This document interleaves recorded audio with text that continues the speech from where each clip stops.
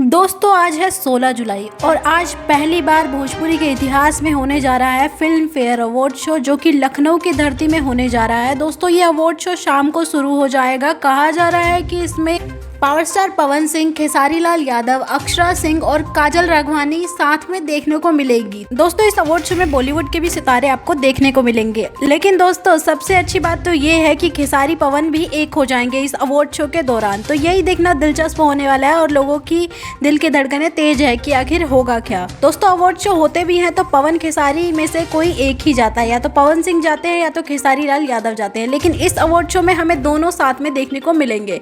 यही दिलचस्प होने वाला है कि आखिर ये दोनों एक दूसरे को फेस कैसे करेंगे, क्योंकि आपसी विवाद हमेशा इन दोनों का बना रहता है और इन दोनों के फैंस यही देखना चाहते हैं कि इन दोनों का मिलाप होगा या नहीं। दोस्तों लखनऊ में इस अवार्ड शो की तैयारी जोरों शोरों से चल रही है और आज शाम को ये शो हमें देखने को मिलेगा। दोस्तों ये अवार्ड शो कैसे देखने को मिलेगा तो अभी तो हमें इसके बारे में पूरी जानकारी नहीं है, लेकिन इस अवार्ड शो को हम फोन से भी देख पाएंगे और यूट्यूब पे भी अपलोड किया जाएगा। इसीलिए आप इस चैनल को सब्सक्राइब जरूर कर लेना।